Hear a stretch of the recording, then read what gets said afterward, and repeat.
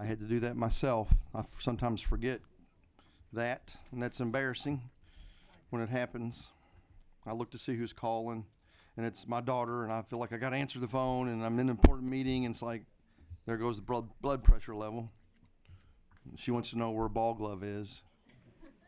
You know, it's like, oh, yeah, I wear it all the time, honey. I know where it is. Well, let's get started here in our first interim meeting. When we go, after we leave the session, we go back home and people think we're done for the rest of the year. And here we are in June working at it again. So this is typical for our schedule. Let's go ahead and have the call to order, roll call.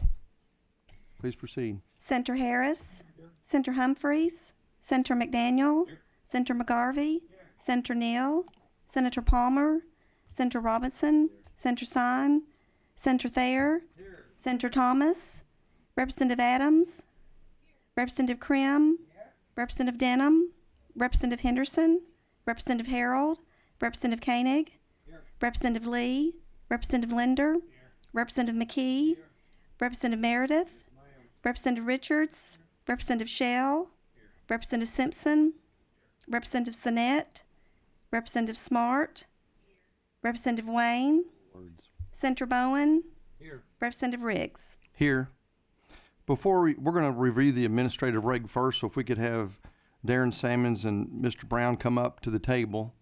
And let me also introduce my co-chair, Senator Bowen from Owensboro. Senator Bowen, do you have any words for the committee as we get started? Nothing of great wisdom, but I do want to welcome everyone here today and the beginning of what Chairman referred to as our interim committee meetings. Next month, I think we're going to take a little break in action, and then we'll reconvene in August, and hopefully that meeting will be in my fair city of Owensboro. So welcome everyone, and look forward to everybody's good comments today as we proceed with our agenda. Thank you. Very well. If members take note that the August meeting will be in Owensboro, so you want to make your plans for that. Okay, let's start with administrative reg, and Mr. Brown and Mr. Sammons. Could you all tell us about the reg and why you think it's important for us to approve it? Yeah, good morning. Darren Sammons with the Department for Local Government. Basically, this regulation, all it does is updates the state local finance officers policy manual, which is a process that we do every, 3 or 4 years as need arises, and it's just a resource for county officials regarding budget and financing issues. And all this regulation does is basically update it with some changes that we thought would be helpful. And what are the changes that are helpful? There's a number of them, sir, and we have a list if you'd like me to. Well, just the ones you think that are most important for you. Do you want to speak to that? Uh-huh. Good morning, Robert Brown, State Local Finance Officer, Department for Local Government. One major update to our manual will be going to a regulatory form of reporting as it relates to county financial audits. This reporting will be user-friendly to county governments. It allows their quarterly reports in which they submit to our office to be audited, and therefore they will not have to compile financial statements, etc. Otherwise, sir, it's sort of just a laundry list of relatively minor changes just to update the manual. That makes us more interested when you say relatively minor changes. Yes, sir, I understand. It's like when we hear our colleagues say, this is a simple little old bill, and we get, oh, really? Committee members, do you have, as you've looked at the regulation since we sent it to you earlier? Yes, sir. Senator? Just one brief question in particular to what you're here to testify to, and I appreciate that. With the changes in this, is there any way possible that this reduces the amount of transparency to taxpayers for what their local government entities are reporting? Absolutely, yes, sir. You're saying it does reduce transparency? I apologize. It actually will help the county governments in terms of the auditors are able to come in, do their reporting, audit, because they don't have to spend a lot of time in the local entity in terms of racking up taxpayer dollars. So you say this will cost less and improve the transparency. Yes, sir. Yes, sir. Thank you. Thank you, Senator McDaniel. Anybody else? I see no other questions or anyone wishing to make a comment, so we have fulfilled our duty to review this regulation. We do not have to vote on it. Thank you very much for coming and keeping us informed. Yes, sir. Thank you. Okay.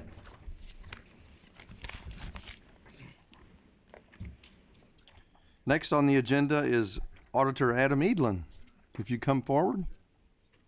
And who else you have? What we're going to do is hear from the auditor first, and then we'll hear from Representative Westrom, who was involved in much of the information that you have before you about the auditor's report. And what we're interested, of course, in hearing is, as you get the slide going, do we need to dim the lights a little bit? Can we get that done so we can see those are right in our eyes? Who's in charge of the lights? Who's our lighting coordinator? Thank you. Auditor, we're very interested in, we have jurisdiction over all special districts, the local government committee and the state and local government committee and the Senate.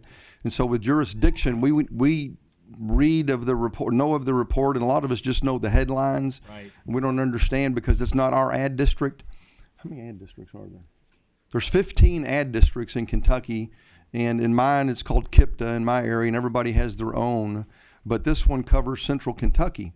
So we think of it as a very important ad district, and pleased to know that you audited it. And if you would, give us the results of your examination, sir. Thank you for the opportunity, Mr. Chairman, members of the committee. This covers a scope that included the activities between July 1st of 2010 and September 30th, 2013 of the Bluegrass Area Development District. I should say at the outset that we have 15 ad districts who provide important services throughout the state, and the investigation of this individual ad district should not be meant to impugn the activities of other ad districts around the state. Indeed, our investigation revealed that this was a specifically empowered ad district that had taken a number of liberties with its governance, its structure, its focus over an extended period of time. And originally, we believed the allegations to be fairly minor. There were allegations of abuse that came to our office through a couple of different sources. The first is through Representative Westrom, who represents a concerned neighborhood association who had a real concern about a property that was being developed by the ad district that appeared questionable as relates to the mission of an area development district. The other were concerns expressed by the new leadership of the area development district itself. This is very much a change in regime where I think as part of the transfer of power there were significant issues that were addressed through that process. And as our examination was issued on March 4th, 2014, we found a number of issues that were significant. And I want to point out that the condition of where the ad district was as relates to where it is very much, I believe, a ship that is trying to right itself. Now, as the independent watchdog, I have to be distant in my evaluations of the performance, but within 60 days of my initial investigation, that report, which I think could be fairly characterized as scathing, a improvement plan was filed by the ad district, and it's very much a work in process. So while I applaud that they have a plan in place, I applaud some of the changes that they have made, very much depends upon the execution of that plan. And we'll continue to be vigilant in our oversight function to make sure that what comes out is an ad district that is better suited to serve the public. It is better able to focus on its mission. What we found is that governance practices were not conducive to proper oversight. This is a technical way of saying that the notion that the board was running the organization, I think, is a farce. It was very much run by, with an iron fist, by the former executive director, Jazz Seacon, who had been there for 30 years. To say that he built this into an empire would be something of an understatement. He built this into an empire, and in my view, folks, ran it as an empire, and you can't do that with public institutions. The Area Development District frequently bypassed the Executive Committee for approvals, which are required in their bylaws, an example of which, listed on the slide, is that the Executive Committee was notified after the fact for the purchase of a $600,000 Trent Boulevard property purchase for an offender reentry program. Now, beyond the question of whether or not an area development district, which is charged with helping coordinate the economic development and growth policies of an area, what they were doing in a felony reentry program, I think raises questions about the scope. But the degree to which a staff member could authorize the expenditure of $600,000 without the meaningful approval of an executive committee is something that's deeply discouraging. Open Records Act violations have been identified. The Bluegrass ad was engaged in activities that were beyond its statutory authority and/or activities that appeared to create conflicts of interest. Let me point out that we're not talking about a small sum of money. This organization ran largely on federal grants with some state grants mixed in with an annual budget of over $24 million a year. This was not a small organization. Deeply troubling to me was that several organizations were created by the former executive director to expand the ad's scope, and largely the expansion of the ad were to serve the former executive director. If you'll look to the next slide, I've described this as an octopus, and what we see here is an area development district that expanded into areas beyond its scope, but with that provided little or no meaningful oversight to the way these organizations spent their resources. Particularly troubling is, in my view, the creation and operation of the Bluegrass Industrial Foundation, which at the end of the day largely operated as the landlord for the ad district. I would point out that the ad district has paid significantly more for the use of its building than is worth. They have paid that over the span of a couple of decades, and I'll get to that in a little while, because I think the first real indicator of whether or not we're going to see this ad district significantly reform itself is whether or not it can get the building that it has paid for multiple times from the Bluegrass Industrial Foundation. I'll speak to that in a moment. Other appendages included the global opportunities for Kentucky. 3 or 4 board members from that organization were ad district board members. The Bluegrass Regional Recycling Corporation, 8 of its 11 board members are Bluegrass board members. The now defunct Bluegrass International Trade Association, which facilitated travel, was operated by the former executive director. Also was largely governed by people affiliated with the ad. So the notion that these were separate independent organizations just doesn't merit when held up to the light of day. These were clearly component units operated by the former leadership of the ad district, even after he had departed the scene and made way for new leadership.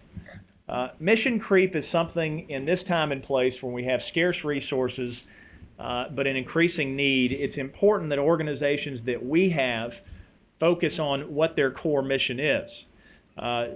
This organization created an offender reentry program not within its mission, which has also been addressed by an Attorney General's opinion. The Bluegrass Industrial Foundation, created by the former executive director. Again, when we use former executive directors, that can be confusing. The former executive director is Jazz Seacon. The most recent former executive director is Lenny Stoltz. It is my view that Mr. Stoltz was handpicked as a successor to Mr. Seacon and continued to run the organization largely, if not for the benefit, certainly at the direction of Mr. Seacon. The Bluegrass Industrial Foundation was created by the former executive director and headed by the same person after leaving the ad. While the BIF was previously audited as part of the ad, they considered themselves independent. That independence permitted them the space to lease the building from the BIF to the ad, effectively leasing space from itself without the financial benefit of ownership at the end of this lease term. Now keep in mind that the ad district is a public institution. It is paid for by taxpayer dollars, whether those be Kentucky or federal taxpayers. This scheme that was organized that permitted this shell organization to collect rent from itself without providing the benefit to the taxpayers of actually owning the structure is something that's unconscionable. The ad provided financing of $1.1 million for the original $1.6 building price, which makes sense. But to continue that arrangement over a period of decades, when now the ad is paid a multiple in rent of what the building is worth, is something that is deeply troubling. And I said at the outset that I made a request. It wasn't a request of the Bluegrass Industrial Foundation. It was a demand that this building get back to the ad district and therefore the taxpayers. I have communicated, I think it's safe to say that my patience has reached its conclusion. I have expressed to both the legal counsel representing the ad district and that representing the Industrial Foundation that it is time to bring this thing in for a soft landing. It's time to make sure that an arrangement is made that works for the benefit of the ad district and therefore the taxpayers. After all, the people of Kentucky have paid for that building a multiple of times. They at least deserve to have the value of the property. An internal investigation occurred January through April of 2013, and results identified revealed possible criminal violations involving a former Bluegrass Area Development employee. These were not reported to law enforcement. Perhaps the most troubling thing from our investigation is that there was a clear attempt by Lenny Stoltz to halt the internal investigation that the board had ordered of the felony reentry program. I think it's safe to say that when anybody tries to stop an internal investigation, it necessarily raises red flags for those of us like you and I who are in the watchdog business. And as we got in and picked up where that investigation left off, the findings were troubling. In the reentry program, 8 of the 15 individuals housed at a location under contract with the ad for program participants had not been enrolled in the program at any time, raising the question of where did the money go?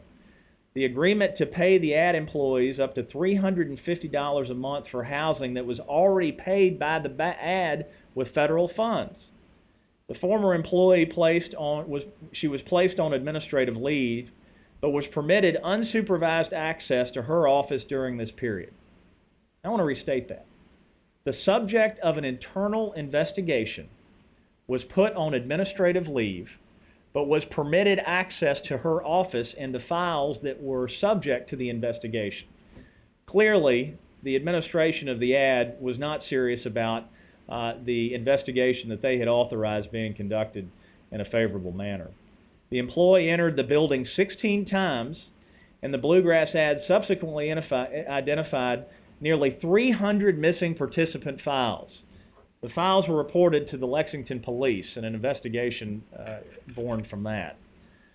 The Trent Boulevard property, which I'm going to leave it to Representative Westrom to delve more deeply into this, was a facility purchased by the ad to support its program, particularly the reentry program.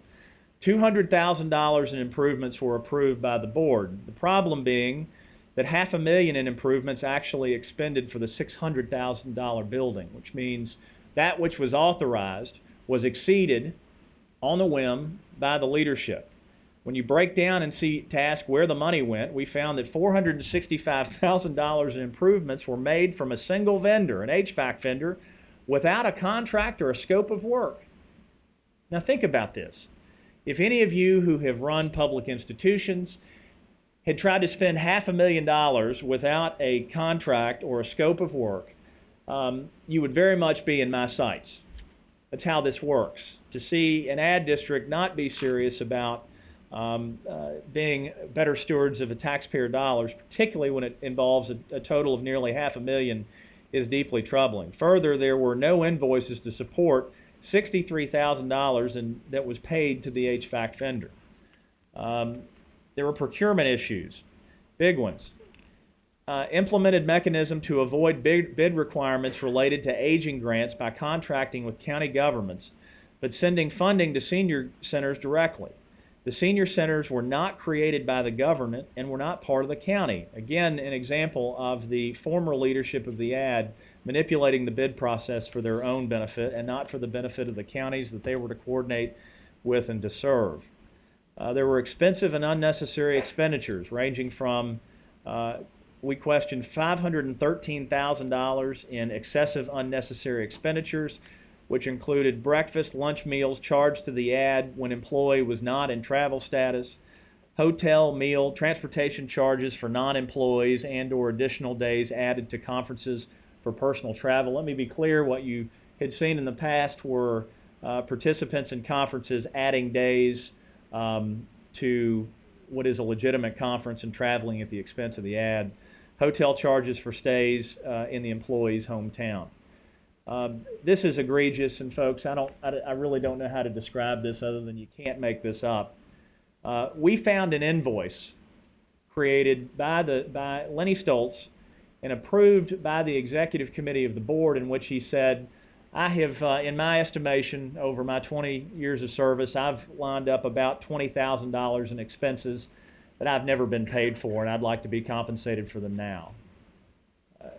He got his money without any documentation for what those expenses might be, without any way to line out what those costs were, no ability by the folks on the board to determine whether they were legitimate or not. And all I would say is that all of us who are running as appropriators as you are, who are trying to make difficult decisions in extraordinarily difficult economic times for people who are running agencies like mine on extraordinary lean budgets, I'll only say that it must be nice. Federal grant noncompliance, as I pointed out at the outset of my remarks, the vast majority of the money that runs through the ad are federal funds. And there was a clear effort, in our view, to defederalize monies that were coming in for specific grant programs and use them in other areas. Grant funds requested for more than the actual cost of expenditures. There were some questionable items charged, listed as excessive unnecessary expenses above as indirect costs to help recoup some of those costs from federal grants. Employees were paid bonuses using unspent federal funds. So where are we now? This report has been referred to 8 agencies, including state and federal grantor agencies and law enforcement.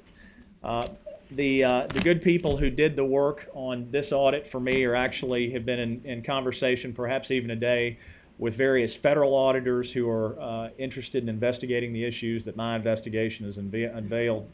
The Bluegrass Area Development District provided a 60-day corrective action plan to my office in April.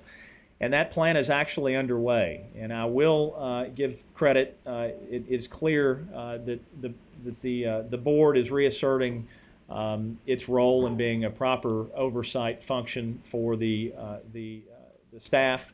It's clear that the staff is being responsive. Certainly, the action plan that they filed with me demonstrates a level of commitment to righting the ship. But again, ultimately we'll have to evaluate where they are at the end of the day on how well they implement those recommendations. I think for those watching at home, the important measure at the outset to determine whether or not this effort is going to be successful is whether or not we are successful in getting that building back for the taxpayers. This is non-negotiable. I have provided a significant amount of time for the two parties to work out an arrangement that meets the obligations of everybody. But the taxpayers paid for that building. It belongs to them, and they need to be in possession of that deed. And I'd like to see action on that within the next week. So that's where we are. I stand open to any questions. Again, for those of you who aren't from Central Kentucky, I want to point out to you that this ought not to cast a level of suspicion on the ad district that you have in your local community. Certainly, we're open to evaluating any issue that's raised, and we're always happy to do our job. But it's obvious that the ad district in Lexington was built and run like an empire over a course of years by a pair of executive directors who ran it largely for their own benefit. So making sure that we right the ship is important. Making sure that this ad district is able to survive is important. But making sure that we don't unnecessarily paint others with a broad brush, I think, is also important. Mr. Chairman, thank you for the opportunity. Thank you for your reports. Very enlightening.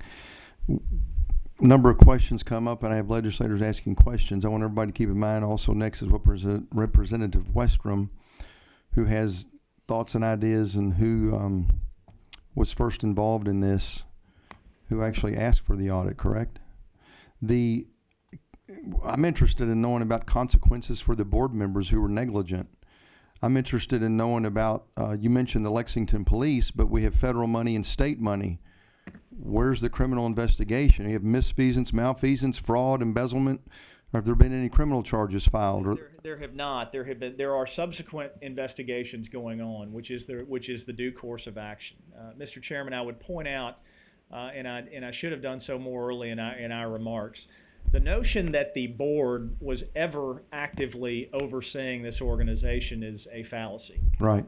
The process was designed to usurp the role of the board and effectively govern the organization.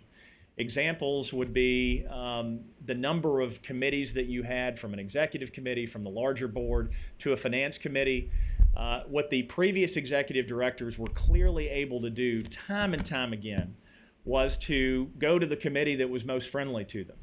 And if there were a roadblock at a committee, they would just go to one of the other subcommittees and get it done. And so what you have now, and one of the things that I have been pleased with the ad district's efforts to reform itself, is that they've streamlined that process. So there's now no way to get around the executive committee. There's no way to usurp the role of the board by the actions of another committee, which I think is an important step forward. But this was a staff-driven organization, and I think we all know that when you have high-flying leaders who have a structure that largely operates as a rubber stamp, that's when you get in trouble, and that's clearly what happened with this area development district. I understand it's a 75-member board, which could be problematic. What about the auditing firm that don't we require, the statutes require an audit every year?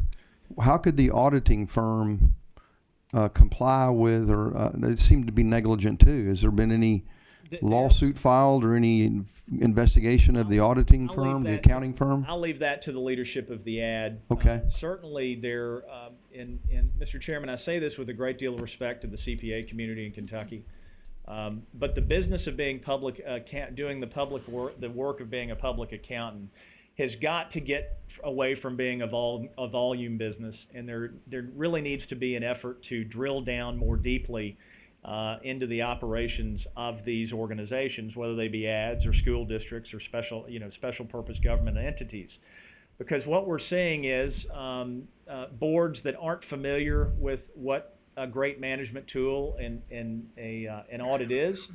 What you're seeing is a culture emerge where it's that time of the year, it's just time to get our audit, let's review it and then send it on without paying any real attention to it. So in Kentucky, one of the things that we need to do for public institutions is to make sure the board leadership understands that they have a fiduciary obligation to drill down into the audit findings. And when that happens, I think it necessarily requires those who are providing that service to raise their game.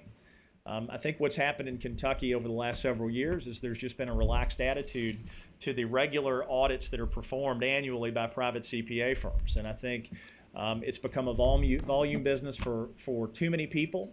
And I think there are too many people who populate these boards who lack a significant level of financial literacy to understand what's in an audit. But in fairness, what goes in a privately offered CPA audit is one that's essentially a balance sheet audit. It's one about making sure that the numbers line up. The work that's done necessarily by the civil service staff in my office are performed by people who are the best investigators of public corruption, waste, and inefficiency to be found in the Commonwealth. So there is a gap. But I think making sure that boards understand and know how to use and are prepared to use an audit as a tool is a very important step forward in the role of governance.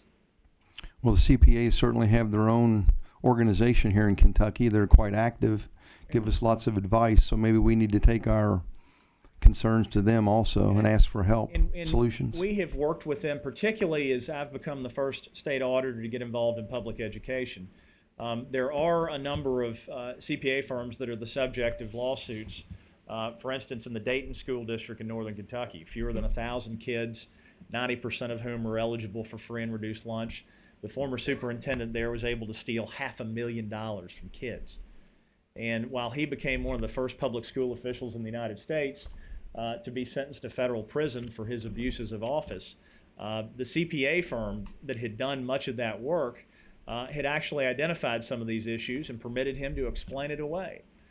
So I believe that school board has reached a settlement with that CPA firm. So listen, it's in everybody's interest that we raise the game of oversight here. It's in your interest as appropriators, it's in my interest as a watchdog, and it's in the interest of the people who are providing what are critical public services to a public who desperately needs them. Mm-hmm. I feel like the committee's a little bit of a watchdog too, not just appropriators. My favorite committee in the legislature. Oh, well, thank you. Senator Bowens too, right? Representative Henderson and Senator McDaniel have questions for you. Okay, Representative?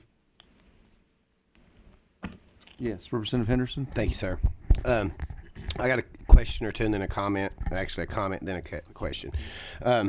First of all, Auditor, you've done an absolute awesome job on this. And Representative Westrom, we appreciate you having that watchful eye out for our ad district. I represent Powell County, which is at the far east spectrum of the Bluegrass ad. And I have complained for about 10 years about the lack of attention that the Bluegrass ad does to the rural areas.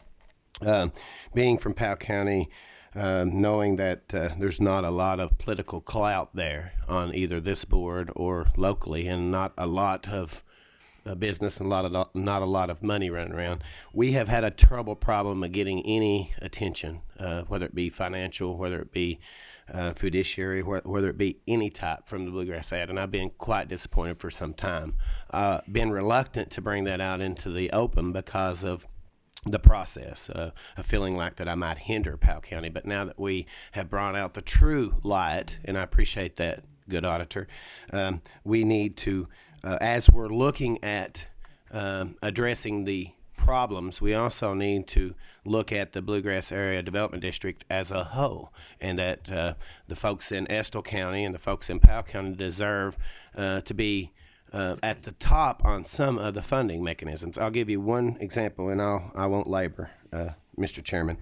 There was a Homeland Security grant, and the actual verbiage from the executive director himself to me was that what monies was left over from Winchester and Richmond for mobile data units for our first responders, what monies was left over would be spent in Powell County. Now, Mr. Auditor, I can tell you exactly how much money Powell County got. It's a big goose egg.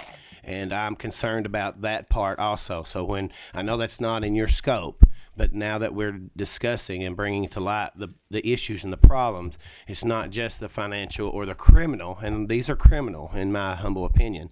Some of the things that happen here are criminal, and I hope that the federal government and the state government follows through on those, because we are stewards to the taxpayers' dollars, and as you said, these are taxpayers' dollars. So as we regroup, redirect, and become more involved in this process, I would hope that all area development districts would kind of follow the lead of maybe the Gateway Area Development District, which is also in my counties, and they've done an exceptional job. Now, I'm not pitting one against the other one, but having that knowledge and knowing that I was a part of the Kentucky River when I was in Wolfe County, that there is a daylight and dark difference in our area development districts. And the question I've got for you is, it's your humble opinion that we could get, as an individual legislator that represent these counties, whether we're a senator or a representative, that we could have a little more input, a little more knowledge to what's going on, because I can sit here and talk to the good senator, and he may elaborate on it himself, but we've had very little correspondence from the Bluegrass Area Development District. We get a lot of what we're doing good and a lot of pamphlets saying this is what our agenda is, this is what our plan is. But as far as our little small towns, we don't feel like there's been justice served. We don't feel like that we've got our fair share. We don't feel like that the areas that we represent are being treated fairly. And it's not anything to say about the larger cities. We realize the need is more there. But we feel like that the Bluegrass Area Development District dropped the ball more than just in a financial or fiduciary role, but also in a community partnership role. So I appreciate that, and I just wanted to ask you that question, if you think that there's a possibility that we could have more legislative oversight, not just this group, but individually. Well, Representative Henderson, one thing that I have been encouraged by is that in private conversations with a board that is clearly, the board leadership that is clearly asserting itself, and I think understands that it's going to take a while to turn around the reputation of an organization that in about a generation really got into the condition that it's in, and with the new leadership of the staff, is that they understand that they're going to have to be more externally focused and do a better job of building bridges, because the hallmark of the leadership of the old ad, and I'm very hopeful that this transition is being made, was that this was an internally focused organization, and they would make the decisions that they needed to do internally to accomplish their outcomes. So if they had a catering contract that they needed to run from somewhere, and it made sense to run it through the Bluegrass Recycling Corporation, they'd do it. And I think that's not conducive to good leadership. So my challenge for the new leadership of the ad district, and I think they're moving in this direction, is to work harder to build bridges, to have those conversations, because at the end of the day, that kind of rebuilding of a reputation is the only way they're going to save the ad district. Senator Chris McDaniel, it's nice to have you back from Mississippi. Oh, wait a minute. It was a close race Sorry. last night, Mr. Chairman. You win every election, so that's not you. Yeah, we're a little disappointed, but we'll fight on. Thank you, Mr. Chairman. We appreciate it. Mr. Auditor, obviously, we're 3 to 4 months removed from your audit at this point. A lot has changed in the interim, but first question I have for you is, and I was glad you touched on this, but the board has a fiduciary duty. To whom does their fiduciary duty exist? Who are they responsible to watch out for? I believe the taxpayers and the dollars that run through it. The ultimate loyalty of any of us who serve in a public capacity is not to the organization that we're trying to guide. It's to the taxpayers who pay the freight and the public that we're trying to serve. So it's to the expenditure of the Commonwealth's funds, Correct. which are And obviously federal provided funds. by And federal funds. and federal funds provided by the taxpayer. Correct. Okay. So to that end, to those who have committed violations either of state and or federal law, obviously you said there's been no criminal prosecutions, but to date, who has lost their job? Who has been reprimanded? What's that look like at this point? Well, as a result of the board becoming aware of some of the things that happened within the ad district, and listen, folks, I have to be balanced here. I mean, it's in my line of work, it's very easy to paint everybody with a broad brush. My job is to present to you and the people of Kentucky the facts.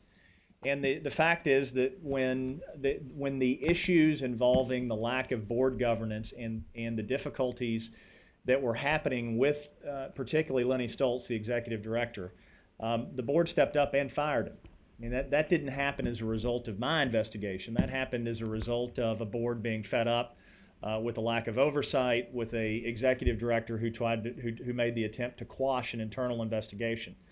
So that was a decision that was made by the board, and they deserve the credit for having made that decision. And part of the impetus for our involvement was wanting to make sure that the new leadership of the board, the new leadership of the ad, got something of a clean slate, not at all different from when Commissioner Comer and I worked together to make sure that there was a pretty clear divide between the old administration at the Department of Agriculture and the new one is represented by Commissioner Comer. So there have been a number of changes. I know that they have reviewed from soup to nuts how they're operating internally, and I think it makes a lot of sense, Mr. Chairman, that we'll get a copy to you to make sure that everybody on this committee has their own personal copy of the response to our audit and the plan for turning the organization around. Has anybody else lost their job,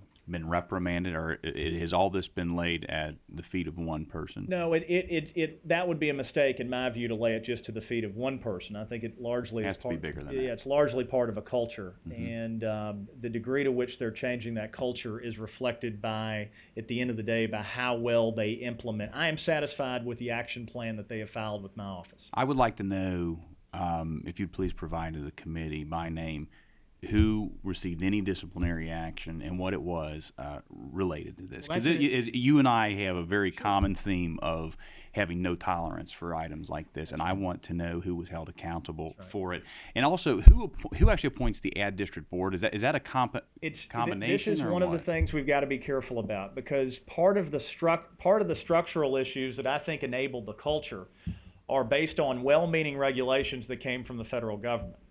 And the way that the ad district leadership is appointed, particularly as it relates to the expenditure of workforce development funds, is something that's laid out by federal statute. So it's I think a lot of us in Kentucky are frustrated oftentimes by this one-size-fits-all approach that's dictated by Washington. I think there are some of those issues that are in play here. And there is not as much latitude as I would like to see for structuring the organization in a way that better fits the needs and characteristics of the communities that they serve. So I'm guessing, though, with a 70-member board, there's an executive committee. There is. Who appoints it? How do people end up on the executive committee? I'm assuming it's elected from the board, or somehow there's either gubernatorial or mayoral or federal, or how do people end up They're on all these local positions? officials whose place on the board is secured by their position as the local elected official in the community that's partners with the ad. So there's no appointments from the Commonwealth to the board? Not that I'm aware of. Okay. Last question here for you, Mr. Auditor. And so we know that Mr. Stoltz has lost his job. Is he drawing a pension through the Kentucky Employee Retirement System at this point? Very good question. I don't have the answer for that, Senator. And you probably can't provide it because we have no degree of transparency inside of our pension system either, which is something that's desperately needed, especially in cases like Dayton, where you did some great work, like this, where you have people that are clearly engaging, well, I will refrain from saying clearly engaging in criminal conduct. We need to let the other authorities do their work, but it clearly points to a pattern that is deeply troubling. It is, and I think it is fundamentally unfair to Kentuckians who work very hard every day to send their tax dollars to have any sympathy for folks who abuse those dollars. And I thank you again for being here. Mr. Chairman, thank you for the time. You're very welcome. Senator Bowen. Thank you, Mr. Chairman, and Auditor, thank you for being here today. And I, too, want to applaud your efforts in these audits, these very important audits that you do. My line of questioning is going to fall in line with Senator McDaniel, and I would simply ask you, by whose authority are criminal charges pressed? Does that lie within your authority to actually press criminal charges? I wish. I refer to, we made 8 referrals, and they range from the Attorney General to the various federal authorities who are looking at this. We made an FBI referral. Certainly, Chairman Bowen, you'll understand that I can't comment on the subject of investigations that may or may not be ongoing. I will say that that the referrals we made, there's serious review of them going on, and these things just take time.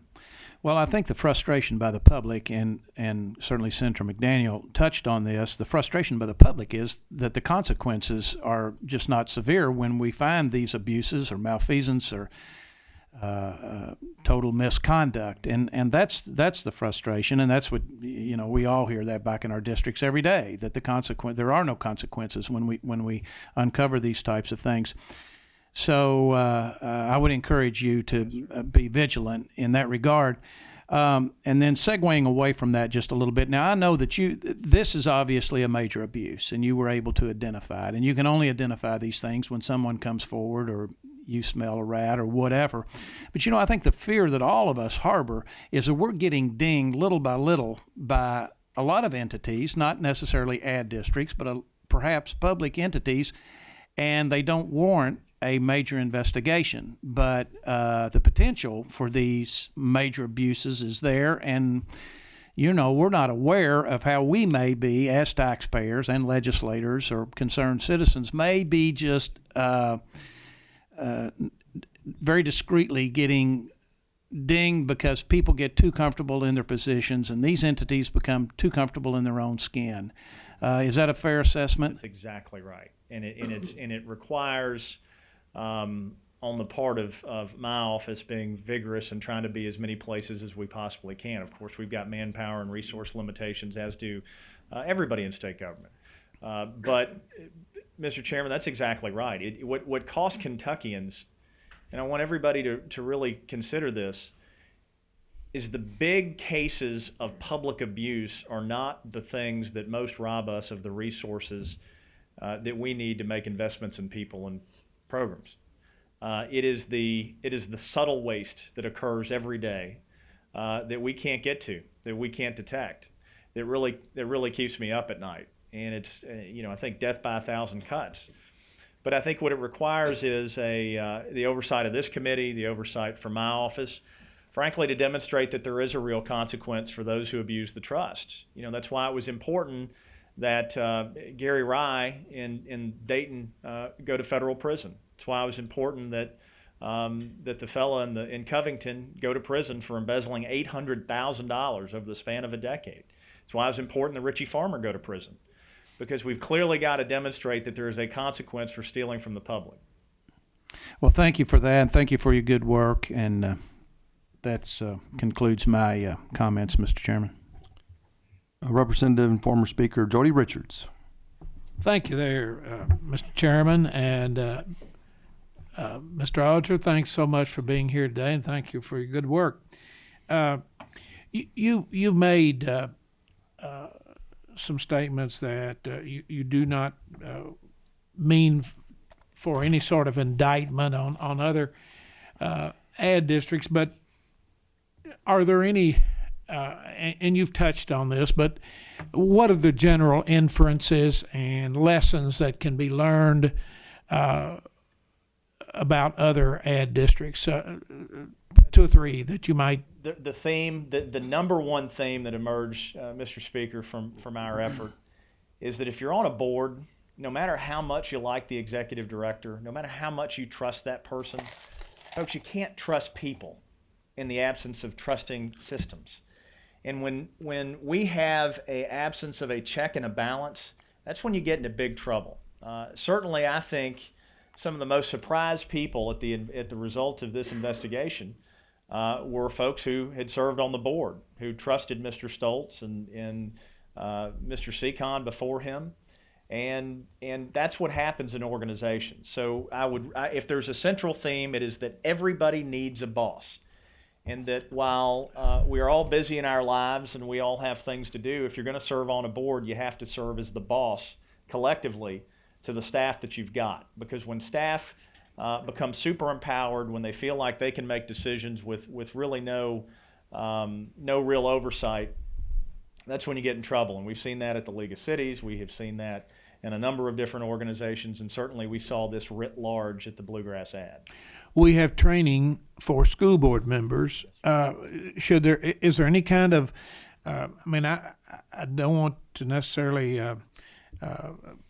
put any more, another layer of bureaucracy, but is there any way that maybe we could have board members, when they go on the ad districts, to have a set of questions they need to ask? Yes. Or would there be some minimal training that might be beneficial? We have part of the one of the great outstanding efforts of my predecessor was that Crit Llewellyn established the 32 recommendations for effective board governance. And these are sort of the guidelines for any public board on how you can meet your moral and fiduciary and policy obligations to the board that you represent. And we work very hard to make sure that every person who goes on to a new public board has a copy of that report.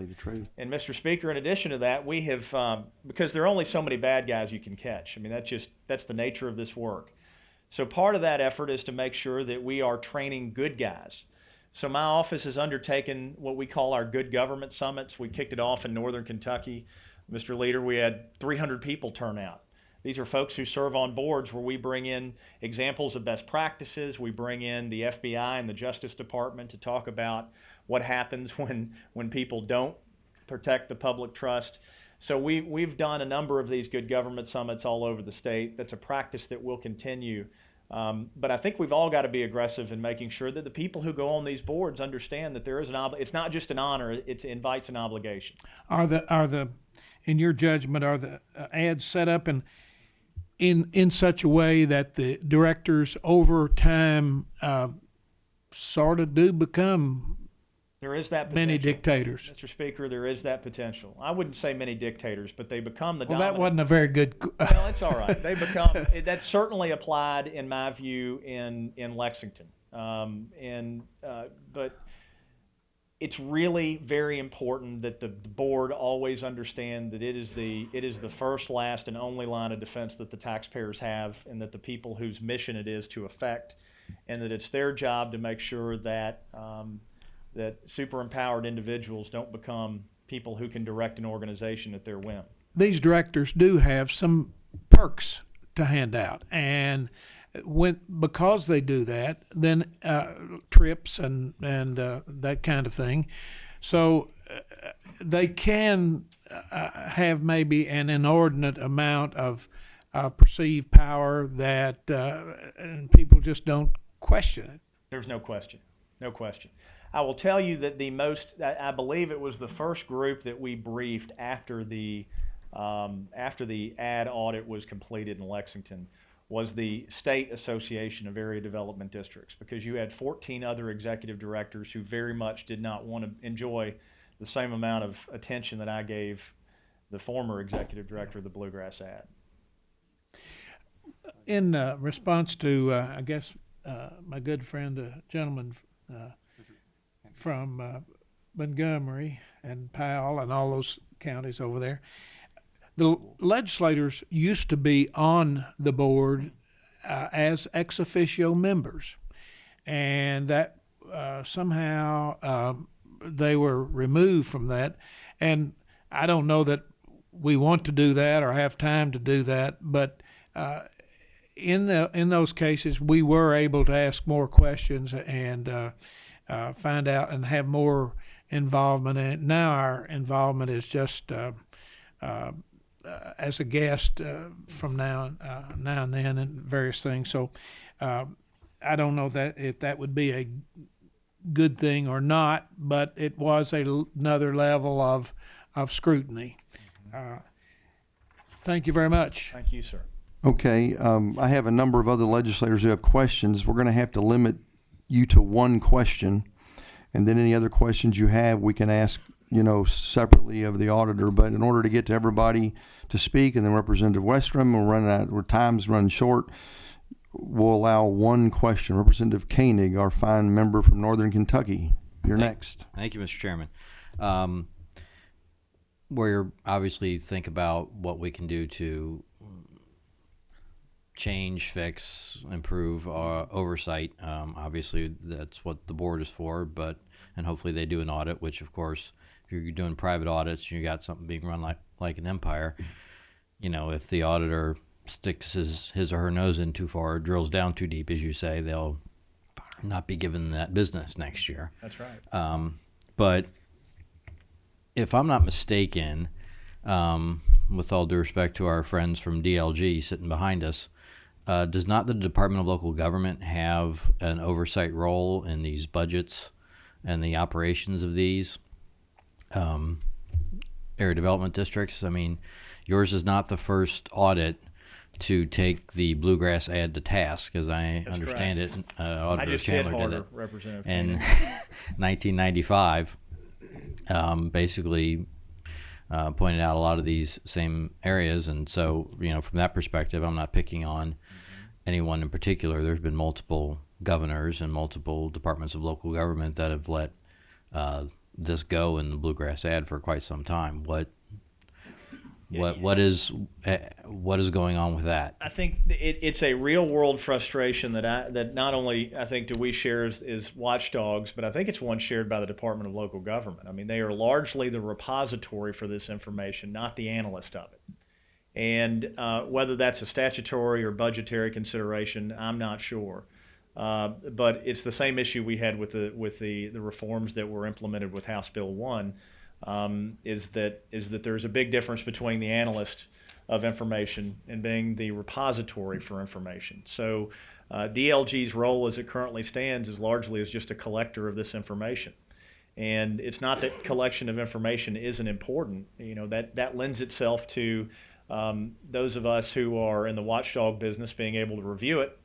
And it's one of the reasons why we called on the use of technology in House Bill 1, Representative Koenig, because at the end of the year, we're going to have this information, particularly for the special purpose governmental entities, used to be known as special taxing districts, and special districts will be online. So we can engage the public in the very important business of being watchdogs, which helps you, it helps me. I mean, the one thing more effective than an elected taxpayer watchdog, I think, is 4.5 million citizen auditors, and technology affords us that opportunity.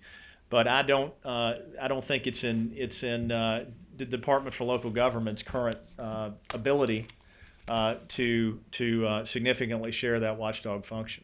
Mr. Chairman, if I can very briefly point to both, I know that there's been county governments who've been denied budgets by the Department of Local Government in the past, so I don't know what sort of repository versus analyst role is happening, but it might be a topic for this committee to address in the future. It's a as to good exactly suggestion. how- Good suggestion. What can we do to give DLG more authority in that regard, other than just be a repository? And Good. if analysts, I mean, if we're giving them money to analyze, are they doing their job and being responsible?